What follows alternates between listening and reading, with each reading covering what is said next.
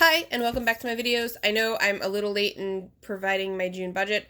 I do my budgets every single month. I just don't always get a chance to film the pretty version. Just with the whole scenario that the world is in, or at least the United States is in currently, because I know not every country is doing the same things. Not every state is doing the same things. And the scenario that my family personally is in, I'm single parenting 5 days a week, and working full time. So by the time, and I'm 5 months pregnant, so I'm exhausted. So that being said, not everything gets done in a very timely fashion. As far as the YouTube, it is my lowest priority. But I'm here. I do try to stay accountable. I do the budgets. I apologize for the dog. When I get a reprieve from his barking, the second I press record, it comes back. So let's just jump into the June budget, and we'll go from there. So my estimated income for the month of June is $3,327.44. This is my normal estimated. I'm a salaried employee. I share my entire net income with YouTube. I don't share my gross, obviously, and the job that I hold is public, so everything goes through a board, and it's public information. So if somebody really wanted to know how much I make gross, they could figure it out. But meh, I'm not gonna offer that. I don't need to. But this is what I bring home: the $3,300. June is a 2 paycheck month. And I didn't, because of the world being in the state that it's in, I didn't have any overtime for any of my June paychecks. We are on a 2-week delay at my office, so I do have overtime coming up in my first July paycheck. Because, yeah, my year end is June 30th, and no. My husband is estimated to contribute $5,892.16 this month. Again, we don't share all of his income. What we do is we take all of the income that isn't part of his budget. He only keeps a very few select things in his budget, and the rest of the money comes over to our combined finances, and it goes into our savings. When it comes out of our savings, it goes through the other. So it'll never be clear exactly where all of our money comes from, and we're okay with that. We are sharing everything that we contribute to our expenses. Our expenses, with the exception of the bulk of the groceries, my husband's gas, my husband's personal, and our eating out, that's all my husband. Completely 100% my husband. We can't do combined finances for the 100% because my husband and I have very different methodologies for budgeting. So he is on board with everything that I do with our combined stuff. It's just the personal gas and a few other items. It's just easier. We found that we just keep them separate, and we're fine, and we're good, and it works for us. And then the other income, so this combination of savings and a few other various sources, we're anticipating $1,247 for a grand spanking total of $10,466.60. So that being said, we have a zero-based budget. So everything we bring in, we allocate somewhere. Right now, we are actively working on paying off student loans. My last forecast that I shared with my husband puts us the beginning to middle of August, and student loans are gone. So I will share my debt balances here shortly, but that is our current focus, is student loans. Daycare for the month of June, I set money aside every paycheck for the subsequent 2 weeks. So in the month of June, because it's 2 paychecks, it's $1,000. Gas and groceries, due to me single parenting and my husband just not being home, I do pick up some small groceries, but when he does come home, he bulks us up again. And we did bulk up before the single parenting ensued. So for the month of June, the budget is $200. This is $100 per paycheck. So on my 3 paycheck months, this number is different, and it has more to do with the number of paychecks than it does the month. Personal budget for me is $160 for the month of June. Again, these 3 are paycheck driven. Northwest Mutual is my life insurance. I haven't done anything further with it, so it's still $889. NYSEG is electric on a garage for a second property that we own. I estimate $22. I don't know the actual numbers till like the end of the month. So, and actually I don't even know if I know the actual numbers for that yet.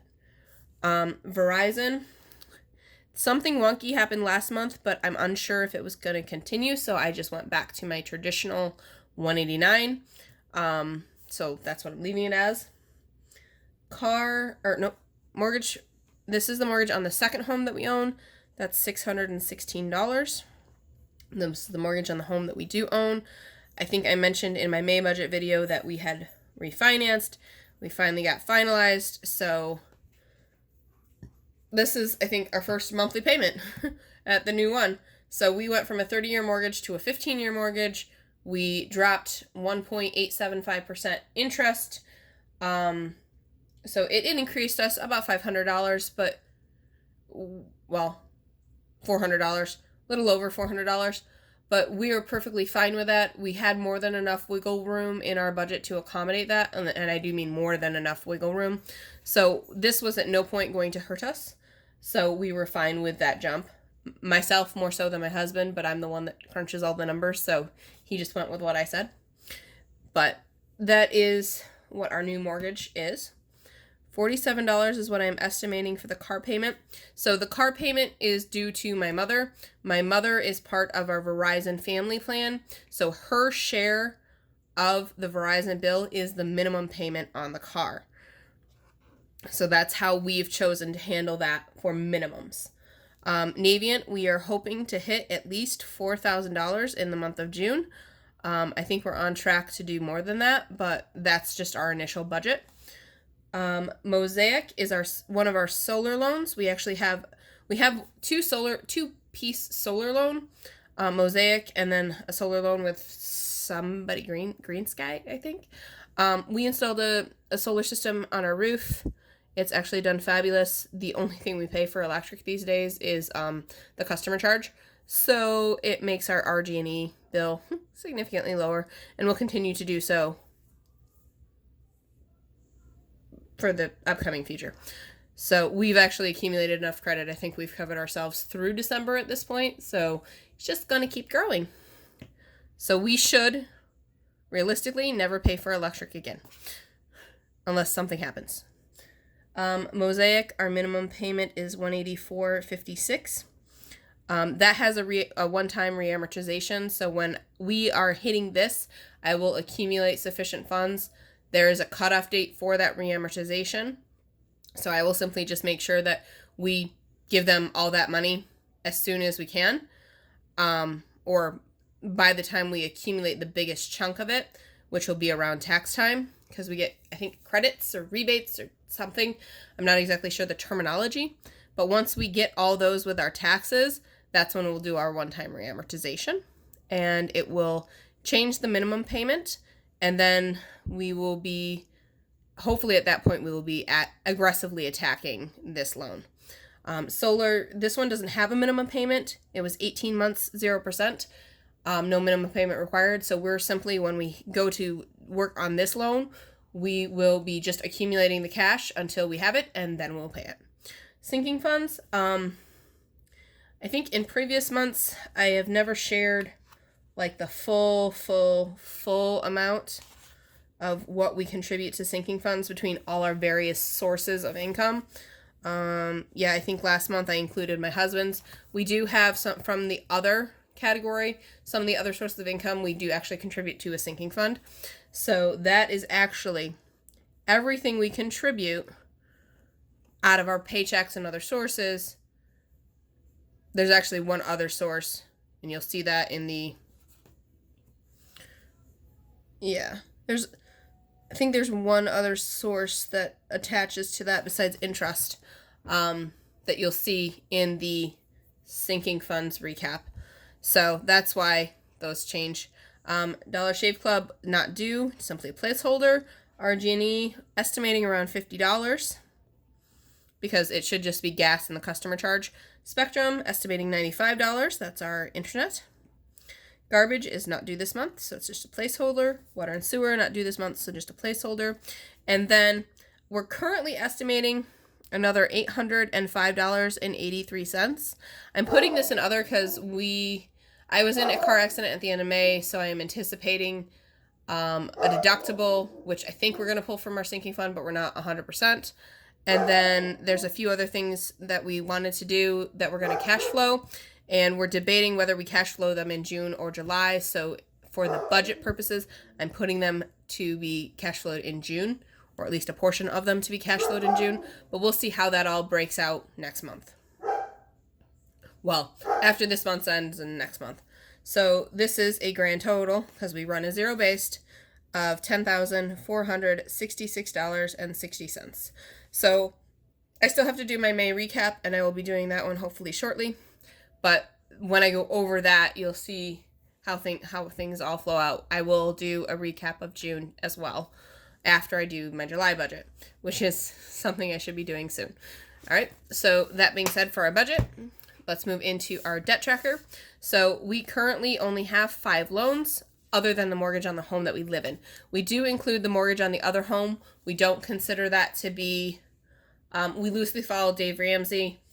He has the 7 baby steps. Baby step 2 is all debt except the home, except your home.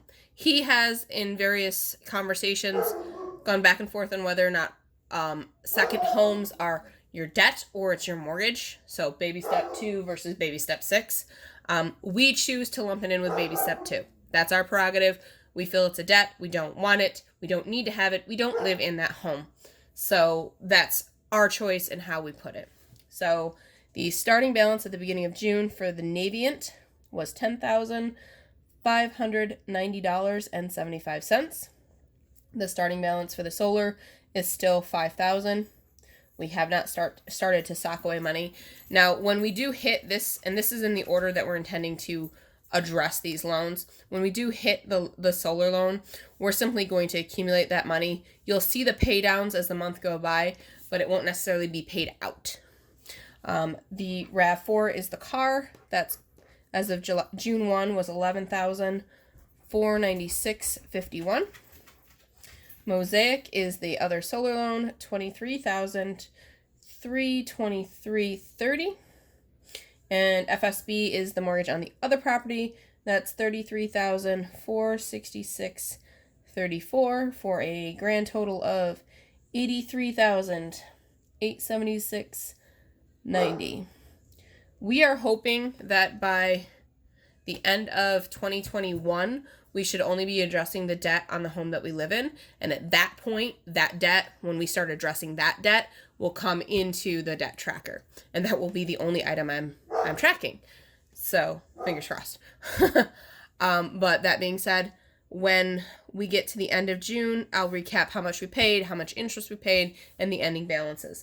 I have a feeling by the end of June, we'll have cut off a significant chunk of this.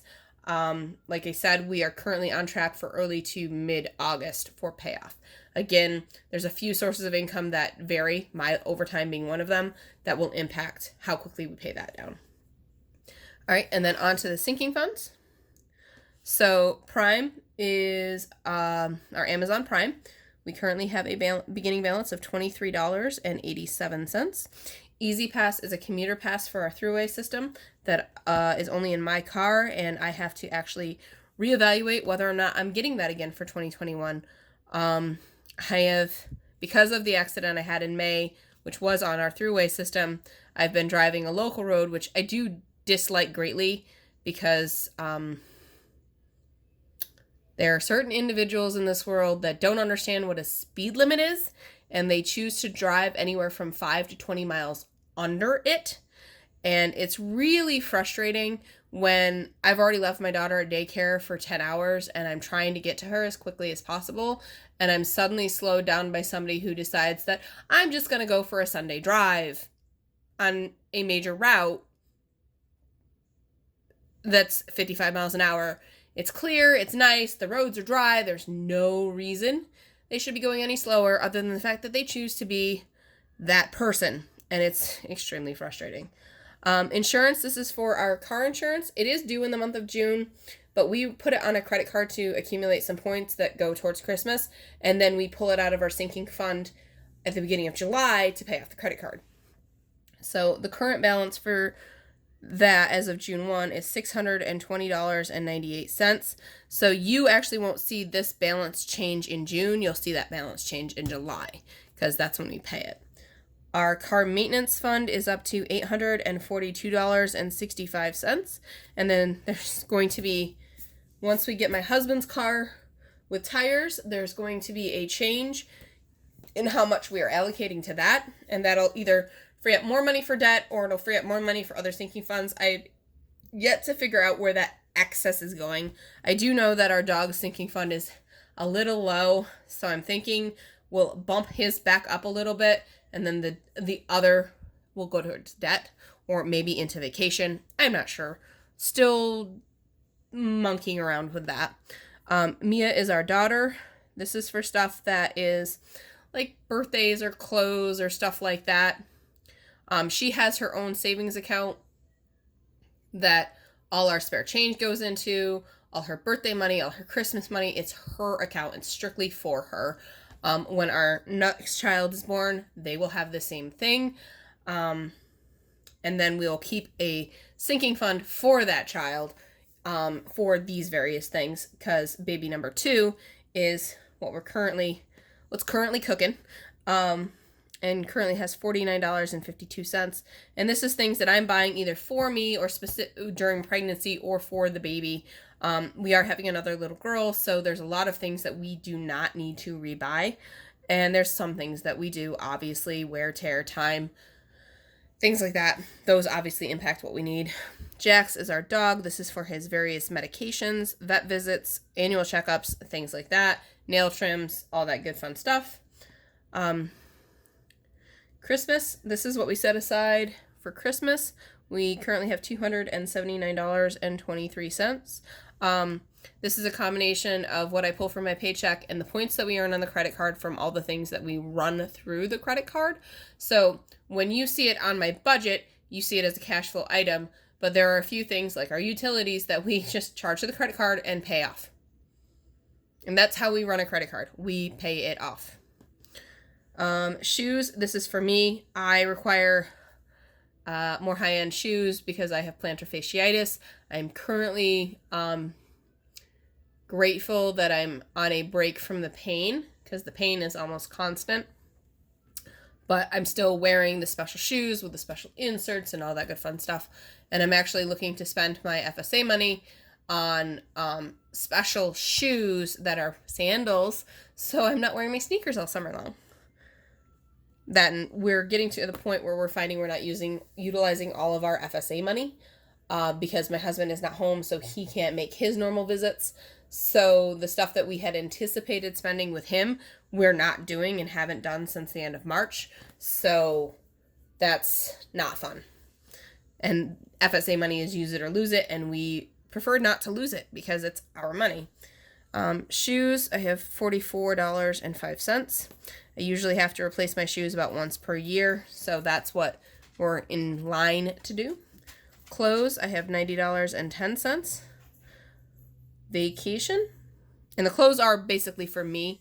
My husband pulls his clothes out of his budget, and my daughter's stuff tends to come out of her sinking fund. Vacation is $995.99. This is something that we started early in the year before everything happened, and we have paused it, and we will not resume it in 2021. We may not actually resume it until we are done with at least the Mosaic debt. We may resume it when we're working on the second home debt, just because we are looking to take a rather large vacation in 2026, and we are hoping that we will sell at least one of the houses and set aside a little bit of money, but we're not certain exactly how much that we're going to set aside from that yet. It'll depend on the sale of the house and what debts are outstanding. And then Rock is the escrow on the third property that we own. So we are currently setting aside money to cover the tax and insurance on this. And I may have shortcut that one a little bit with my estimates. We will know here July 1st, the bill should be available for the school taxes on that property. So I'm hoping to figure that out. We have last year's county taxes, and we're losing all of our exemptions on that one, and they're transitioning to the house that we currently live in. But we don't get as many exemptions on our current house as we got on that house. So yeah, we'll see what happens. That would just result in an escrow refund if our county taxes were significantly lower. And I think our escrow refund would come around the April-May time frame, because that's when they should be reevaluating due to our refinance. But that being said, all these sinking funds, $3,793.50. As I've said in previous videos, my sinking funds are all electronic. This is why they are electronic. Almost $4,000 is not something that I want to have in cash on hand ever. And so I choose to keep them all electronic. They're in funds that are not easy to access. There's no direct debit card to them. I have to transfer the money into another account in order to spend it. And what we do, and this is one of the things, excuse me, excuse me, one of the things we utilize a credit card for. So we'll run a sinking fund expense on the credit card, but we have money in our sinking funds to cover it. And we don't run the expense on the credit card unless we have funds set aside to cover it. So we do make sure of that, at least. We are cognizant. We're getting better about swiping, in that we are like, okay, do we have the money, or is there sufficient excess in our next paycheck that will cover this purchase if we do it? So, but that's it for my June. My budget, my debt tracker, and my sinking funds. So thank you for watching. I appreciate it, and we'll see you in the next video. Bye.